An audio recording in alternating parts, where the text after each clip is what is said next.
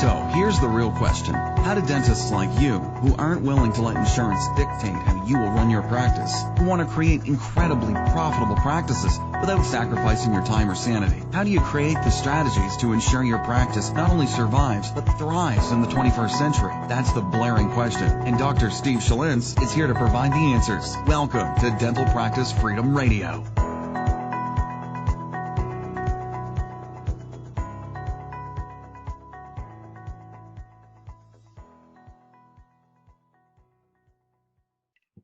Hey, what's up, everybody? This is Dr. Steve Schalintz, and welcome you back to another episode of Dental Practice Freedom Radio, episode number 106. So excited to be with you guys today. And today we're going to talk about something that I actually shared with my Dental Sales Secrets members, and I thought this was too good not to put in a podcast. And it's really three simple things that you need to be focused on to, no pun intended, you'll find out why, to get success. And I've been reading some really, really good books about, mastery. And there's a book by Robert Greene called Mastery. And there's another book called Deep Work by Cal Newport. And basically the premise is, how do you achieve mastery, or how do you do some really significant work? And in today's day and age, the ability for people to do some of the stuff that I'm going to talk about in this episode creates more results than anything else, because in an attention-starved world, and everybody, has a hard time focusing on any one element, the people that can do this repeatedly will be wildly compensated for it and have much more meaningful and significant lives, and I think just more purpose and just enjoyment overall. And so these three things that I want to talk about are basically the road to mastery. So it's focus, awareness, mastery. And what I've found is studying some of the greats, and then also my own clients, the ones that are very successful, and myself, the ability to go from focus to awareness to mastery is a very sequential process to get really good at something. Okay? So the first thing is the focus in and of itself. So focus, by and large, is something that people try to force, and, force negates. So the reality is, what you have to do is tie it to something larger so that the focus becomes easier, right? If you have a goal that's life-changing, most people don't set big enough goals to actually change belief systems and why they do what they do. So the first thing you want to do is really set a big goal. And then second, you want to start to practice your focus. Now, where most people make the mistake is understanding that focus is actually a muscle, like it's an activity. So you can't just force yourself to do something that you haven't practiced.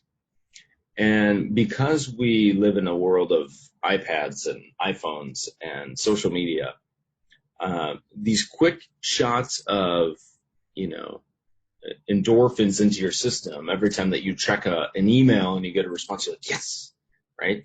Like, that's dopamine. That literally is a short-term, like, euphoria thing.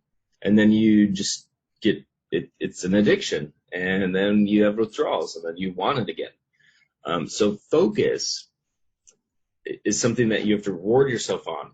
And what I encourage you to do is just find something to focus on for short periods of time. Whether it's a candle flame or a piece of furniture that you look at or a dot on a wall, it doesn't matter. What you want to do is practice your ability to focus on something and see how long you can focus on something before your mind wanders, your eyes wander, like you're off to the next thing. And I can guarantee you, if you've never done this before and you start, if I'm focusing on a dot, see how many seconds it takes before my mind is immediately wandering on something else. And I'm going to guarantee you probably won't even last a second.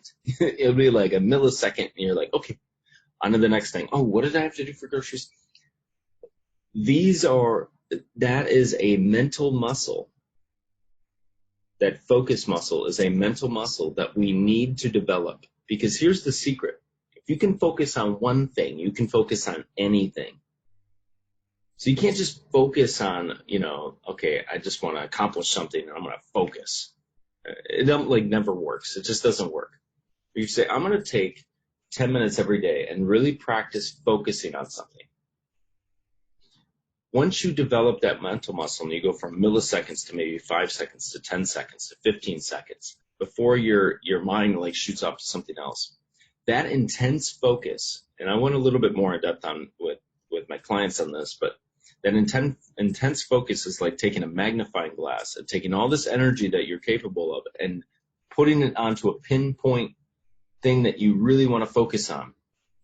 And that creates the next step, which is awareness. What I have found is when you study something over and over and over and over and over again, and I'm very a repetition-based learner, I will study the same book for years. Like Think and Grow Rich is a book that I've read at least 20 to 30 times, probably more than that now.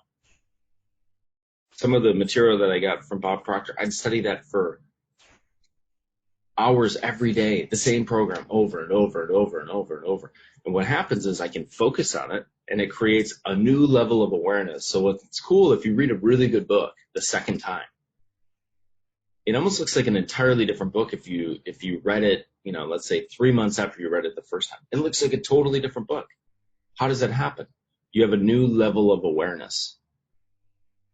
So when you focus on something, it actually stimulates a new level of awareness. Now, the new level of awareness allows you to see opportunities and things that were present the entire time that you didn't see before because you weren't operating from that level of awareness. And so now you can start to enhance whatever it is you're doing from this new level of awareness. And that ultimately leads to step 3, which is mastery. And mastery is when you just basically become fused with the thing that you're doing. My best example is I watched Yo-Yo Ma, the cellist, at Detroit Symphony Orchestra when I was in high school. And I was no good at playing instruments. I tried to play the cello. Maybe I was in college. I can't remember. It was high school or college. I tried to play the cello. I was terrible at it. I didn't know how to read music. I was too hard on myself. I was never going to be a concert-level cellist. But I can appreciate how good Yo-Yo Ma is at playing the cello. And I said, I want tickets. I want to go. I actually had to buy season passes to the symphony just to watch this performance. And I remember going, and I literally remember watching him thinking, this guy is like one with the cello. You literally couldn't separate him from the cello. It was so effortless for him, and he was in the zone. What I realized is he had achieved a level of mastery where he probably did these 3 elements. He had focused on practice. He had focused on his ability to stay in the moment. He became more aware of how to play the cello as he continued to focus on it. And that new level of awareness, as he practiced over and over and over, led to mastery. He was able to figure out things about the cello that we could only dream of, how to make it a certain note, do this versus that, right? And that level of mastery can only be accomplished by focusing, creating awareness, and continually with the practice and the practice and the practice. But practice in the right way. I know a lot of people that practice a lot of times, but they don't do it with focus, gaining an awareness, achieving mastery. That ability to get mastery at something is so rare in today's society because we can't focus. Right?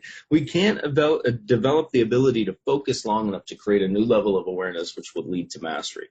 That if you could do these 3 steps in something you're passionate about, you will be wildly successful because so few people are doing it.